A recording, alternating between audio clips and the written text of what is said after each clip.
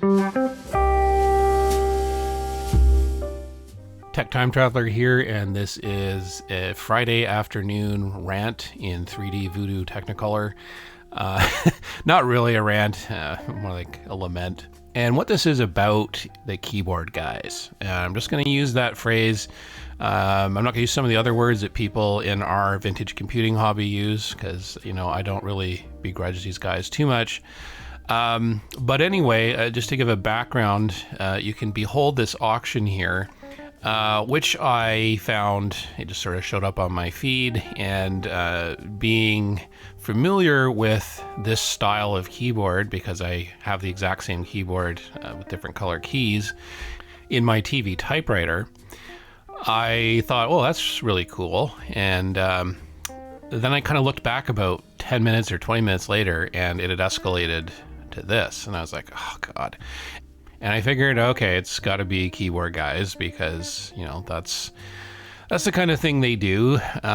This is a keyboard that is from the late 60s, I believe, and it's kind of unique and rare, and it's cool looking, and it's micro switch, and it's all that. And, if you go on Desk Authority, you'll see a couple of these and some other micro switch keyboards that people have picked up over the years. They kind of go for that stuff over there. And I just posted it on the community tab for my channel, because I thought, okay, well, I'll show it off anyway and kind of gripe a little bit about the keyboard guys, because that's just what us vintage computer guys do. And people were asking about it and what I thought it was. And I thought it was kind of interesting, actually, because, the bottom part here is this 1960s micro switch. And I'm sure it's 1960s because it's got kind of the teletype style keycaps on it. But something that I found really interesting, just looking along the top here, check this out. Flight segment, ticket info, all these other keys. And I kind of looked at that and I went, this must be for an airline or something. And being that this is the late 60s, I don't think there were that many airlines that were using fully computerized terminals back then. So I thought, wow, that's really cool. Anyway, other people were asking me what I thought it was. And I said, yeah, it looks like something from an airline. And so then, I was just kind of looking at, and I could see it was from Burroughs. And, Burroughs did make terminals back then. And I know I've seen this keyboard with this color scheme before. So I figured it was just, a terminal. But obviously it's missing the terminal part. It's just the keyboard. And that's why I wasn't getting too hot about it, about the potential for the keyboard guys to be going after it, because I figured, the terminal is probably long ago trashed, and even if you had it, you wouldn't be able to really use it for anything without great amounts of effort. So I took it over to VC Fed, and I posted it there, and I was asking about it.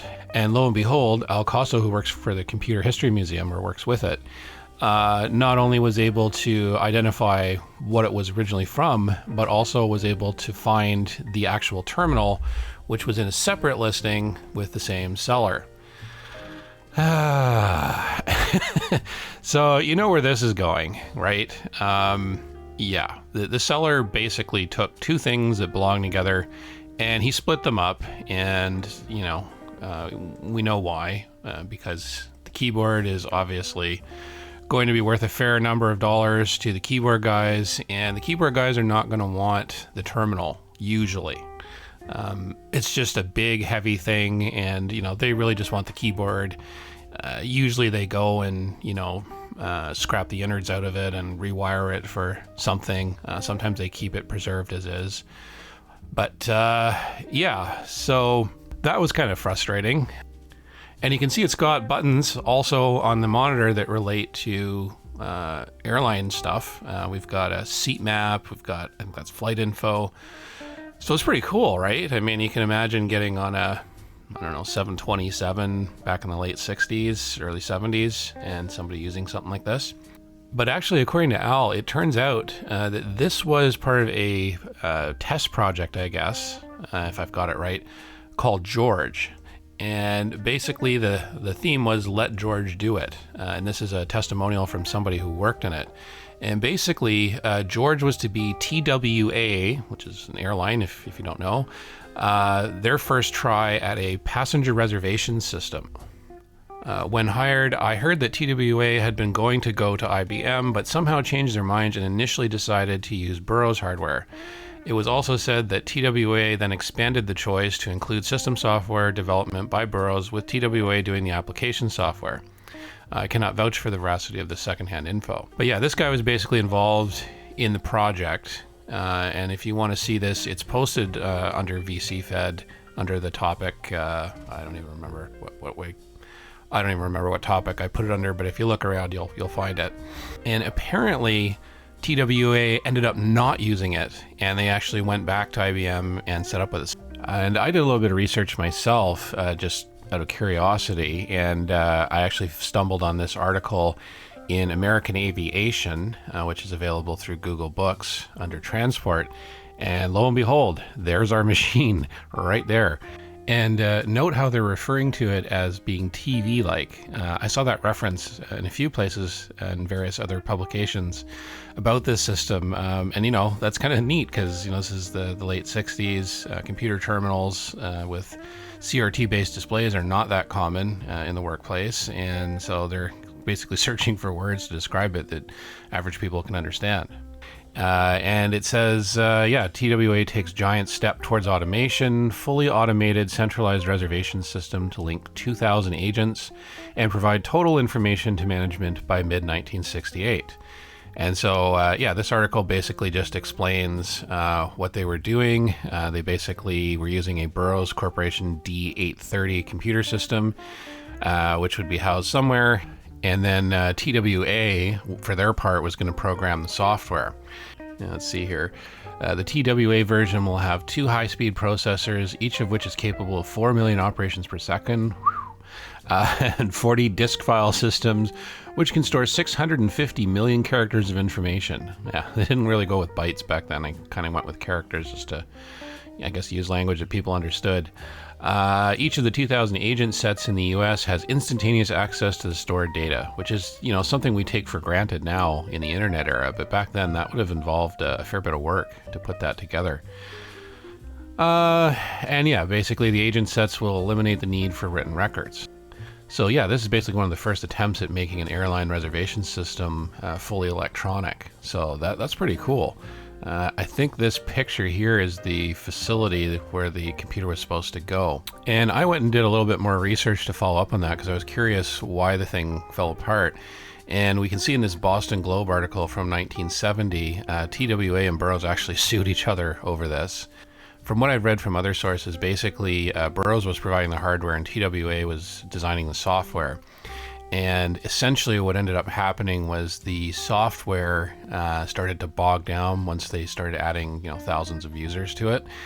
And basically they tried upgrading the hardware to cope with that and it didn't work. And so basically TWA pulled out and went to IBM and basically sued Burroughs for kind of wasting their time. Burroughs countersued and said that basically TWA's software was the problem, not the system, and that they hadn't been given an adequate amount of time to try and fix it. So yeah, TWA sued Burroughs for $70 million.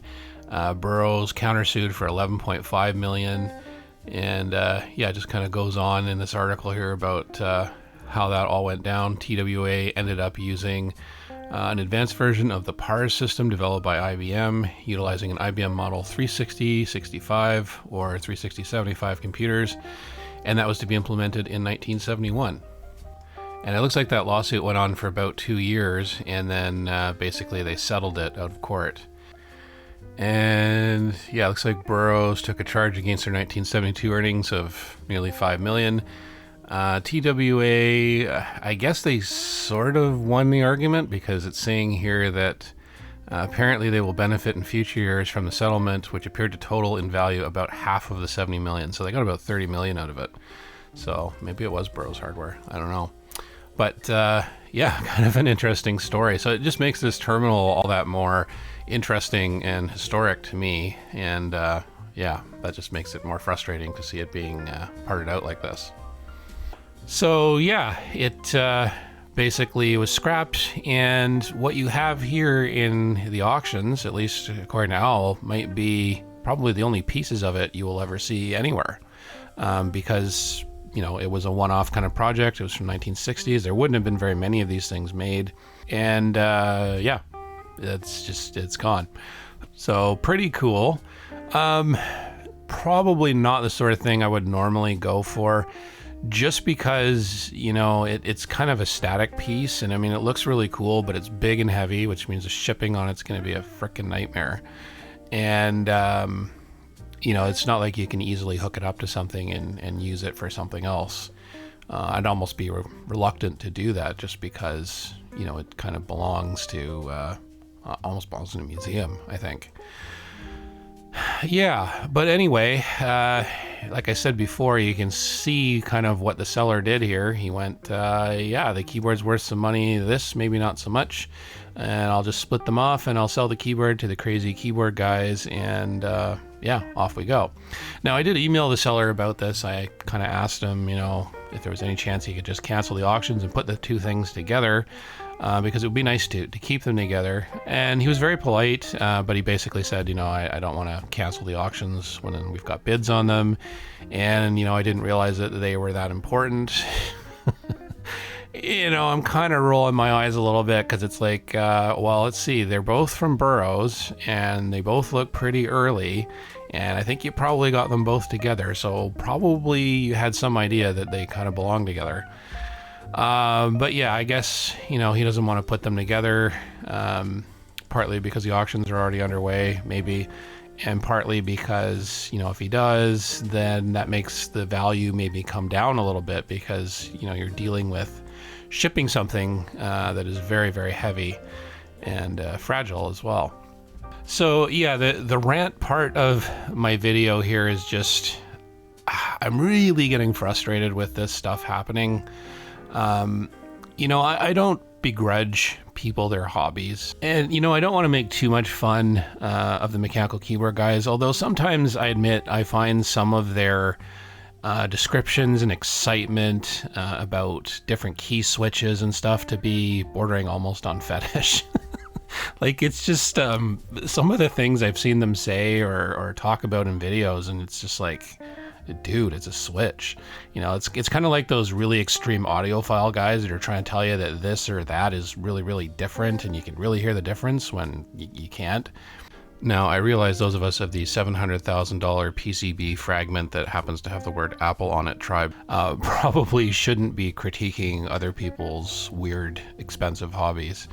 And I don't want to do that per se. I don't begrudge these guys their hobby. If they're saving keyboards that are otherwise going to be trashed, then that's a good thing. I certainly don't quite get it. I don't know why somebody would spend $1,800 to $2,000 for an IBM Beamspring keyboard. Doesn't seem to me like they were super rare. I think they were produced in some significant quantities. And, I've typed on one. They're not that special. I don't quite get it. But, it is to each their own. And also my issue isn't, that they're spending a lot of money and driving up the prices of everything, because there's plenty of guys in the vintage computer hobby that do that also. I'm just as annoyed with them as I am with the keyboard guys. Spending $50,000 for an obsolete Apple Lisa, you kind of look at that and you go, like, really? But that's the way it is in anything with collectibles. No, my issue with the mechanical keyboard guys is when their hobby harms our hobby, when their economic incentives cause sellers, like the guy that's doing this auction here, to separate something really rare and valuable from a historical standpoint in order to, make the most amount of money that you can. And I understand why he's doing that. I'm not saying that this guy is a bad guy. He is a business. He has absolutely the right to try and realize whatever return he can. I'm just lamenting that it sucks that, something like this, which was part of a very brief project apparently, and maybe the only example out there, is going to end up with the keyboard being sold to one person and the terminal probably just languishing and ultimately not going anywhere, because nobody wants to deal with the shipping and there's no way to use it. That's, really the big issue that us vintage computer guys have with the mechanical keyboard guys, because, vintage computers are not like modern computers. You can't just plug in any old keyboard into any old device. It doesn't work like that. The keyboards are specific in a lot of cases to the device that they were designed to be with. So when you take the keyboard away from something like this, it's basically useless. The odds of finding another keyboard for a 1960s Burroughs or Honeywell terminal, forget it. Like, it's just not going to happen. It's a bit frustrating, in addition to buying something and potentially separating it from its host machine. They also very often modify the keyboards. They basically strip the original guts out of them and put like a USB controller or something in there so they can use it with their PC, which I admit is kind of cool in its own right. But that means that now, even if the keyboard is later sold and reunited with the original equipment it was meant to be with, the guts are missing. So it's still useless. And, I see on Desk Authority, stories of, I really wanted this keyboard, but it was attached to this terminal I didn't want. So I basically just started bugging the guy until he finally agreed to sell me just the keyboard, right? So then, the terminal's going in the garbage, stuff like that. It just sucks. When you're a vintage computer guy, you want to save the computer, the terminal, as much of it as you can. And I just want to emphasize, I'm not saying that mechanical keyboard guys are jerks. It's just, it's one of those things where our two hobbies kind of intersect in a bad way. I've had good experiences with keyboard guys, and I've had bad experiences with keyboard guys. I know one of my favorite channels actually is Cryosan22. I hope I pronounced that right. He's got the most ASMR voice you've ever heard. He could talk about keyboard switches all day long, and I'd be fine with that. There's also some really helpful people on Desk Authority and other sites. I've had some bad experiences. I went to a particular fellow that had like 1,000 keyboards and a couple of Mindset keyboards, and I needed a Mindset keyboard for my Mindset computer, which without, you can't power it on because it doesn't have a power switch. And the guy's got like stacks of stuff, including a bunch of these, and he was just like, no. So that was kind of frustrating. But then, again, these other guys, I think it was on Desk Authority, actually helped me out with finding a keyboard somewhere, and I ended up getting one. So again, it's not a personal thing. It's just frustrating when some members of that community are driving up prices through the roof and creating these perverse incentives for sellers to basically break apart vintage equipment. And it just ends up with a whole bunch of terminals sitting on eBay with no keyboards, especially ones like just off the top of my head, like the Dasher terminals, because the keyboards are blue and people love blue keyboards, and they pay like $500+ for one of those keyboards. And I have seen probably about a dozen Dasher terminals with no keyboard, including several that I know for sure came from a seller who had the keyboard. It's just one of those things that's a little bit frustrating, and I don't really know how to solve it. And when people are parting stuff out like this, just to have one component, or if you're the seller to make big bucks, it just sucks. But that's kind of life. So what to do about it? Well, that's kind of the problem, right? It is a free market. People are allowed to buy and sell kind of whatever they want. I have thought about going on Desk Authority to post a plea of some kind. I'm not really sure what I would say. Please stop buying keyboards. Probably not going to go over very well over there. Other things that I thought of doing in frustration was what I would call area denial. So basically, whenever I see a keyboard coming up that I think the mechanical keyboard guys are going to go for, sometimes I'll just buy it to stop them from getting it. And I've even thought of, like, in frustration, just bidding the crap out of something to make every single keyboard they go for as expensive as possible. But, that's not very productive, and that would only serve to boost the market incentive for sellers to sell these things as they do in the first place. Maybe the only approach we have really is, seller education, some kind of a campaign to make eBay sellers more aware of this stuff.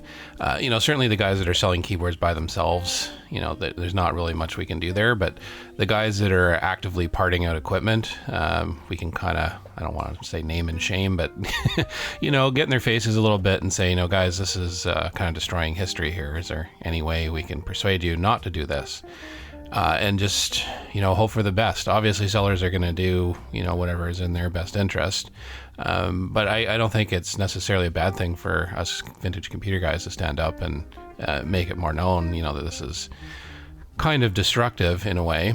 And unfortunately, yeah, that's it. In this specific case, I am thinking about getting involved in this one to see if I can secure the keyboard. I'm not exactly flush right now, so I'm not really eager to go spending, thousands of dollars. But if this thing can be kept well under $1,000, then maybe I'll do something just to save it, and then I can go to the seller and hopefully strike a bargain for the terminal part of it. And that's really about all I can do in this instance, and just hope that it doesn't get completely separated forever. You can only do what you can do. Anyway, yeah, that's basically my plan here, and I'll let you guys know if I succeed or don't succeed. Believe me, you'll know if I succeed. And then, yeah, just hoping that those of you that have watched this video and like me are vintage computer preservationists and are getting really tired of this sort of thing, if you guys have other ideas on how to combat this a bit, how to, in a very friendly way, approach the mechanical keyboard guys and maybe get them to work with us a little bit to stop this kind of thing from happening. I'm all ears, or well, eyes, I guess. Just put a comment to the video here and let me know your thoughts. And yeah, that's about it. Have a good weekend. It's actually Saturday now as I'm finishing this video. And yeah, I've got other videos I need to get back to working on. But yeah, just thought I would provide a little background to this because it turned out to be a lot more interesting than I thought it was. And yeah, just a little overdue rant about mechanical keyboarding and its effects on our hobby. Anyway, thanks so much for watching, and we will see you in the next video.